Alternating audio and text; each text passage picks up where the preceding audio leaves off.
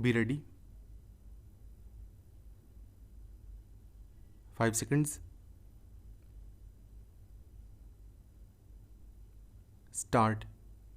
I am glad to welcome you to this conference, the main initiative for calling, which belongs to my friend and colleague when he first suggested to me that there should be a meeting of vice chancellors and others to consider how we can improve agricultural education in the country.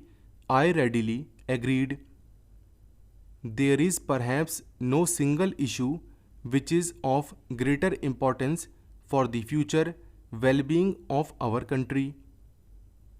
A hard fact which we must face is that the economic life of India is not properly balanced between agriculture and industry. Though there has been considerable development in industry in India in the last 50 years, we cannot say by any means call India an industrial country. The basis of our life is still agricultural, and the vast majority of our people depend on agriculture for their livelihood. In fact, curious as it may seem, the pressure on the land has, on the whole, been increasing in spite of the growth of our industries. It is therefore all the more regrettable that we cannot produce enough food even to meet our requirements. Roughly 80% of our people are in some way or the other connected with the land, and yet we have to depend upon foreign countries to get enough food for our people. In sharp contrast, we find that the USA, where not even one-fifth of the people work on the land, not only produces all its food but exports vast quantities to other parts of the world.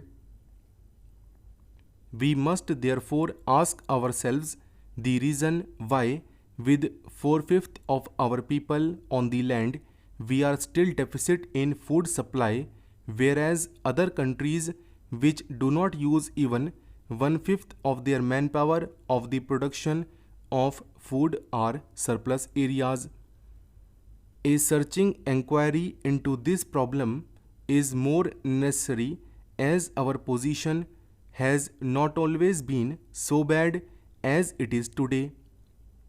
Until some years ago, we have in fact been exporting wheat and other food grains, but since 1983, we seem to be suffering from a perpetual shortage. You all know about the efforts of the government, both at the center and the states, to increase the production of food through the Grow More Food campaign.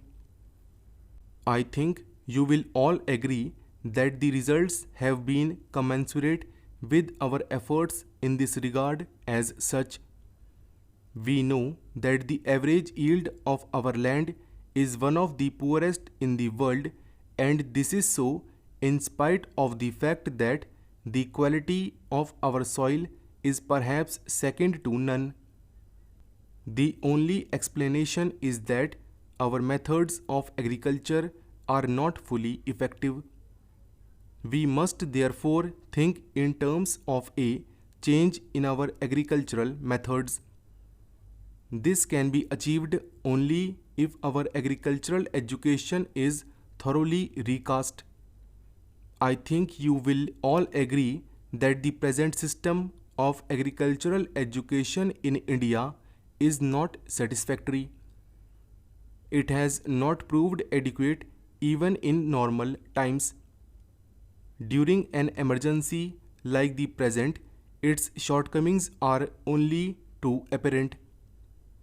Most of our universities have some provision for agricultural education, but the education is mainly theoretical, so that the results we could expect from the application of science to agriculture do not materialize.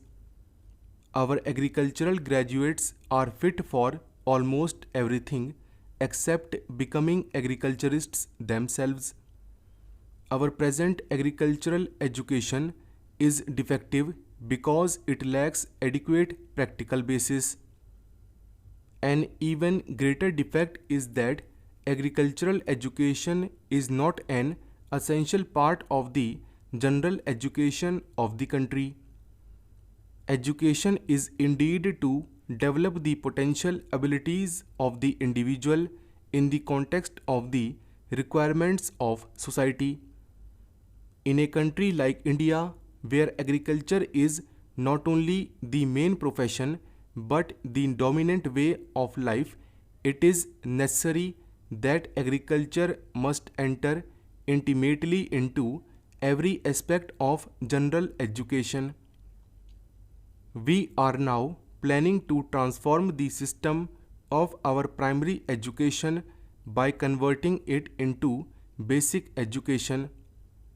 Gandhiji, with the insight of a genius, saw that if education is to be creative and real for millions of our people, it must seek to satisfy their basic requirements of food and clothing. Intellectual development can be adequate and satisfactory only in the context of satisfying these two basic needs. Our general education, especially in the earlier stages, must therefore give a greater importance to the theory and practice of agriculture. I have for some time been considering the question of having some kind of conscription by which all students in our colleges and universities would be compelled to work for a period in fields and factories. I have, however, come to the conclusion that for various reasons this cannot be immediately done. In Western countries, the labor of young people has been effectively and usefully employed, as the problem of these countries is primarily one of shortage of labor. In our country, if there is an excess in anything, it is that of manpower. It will not be incorrect to say that almost all Indians are underemployed.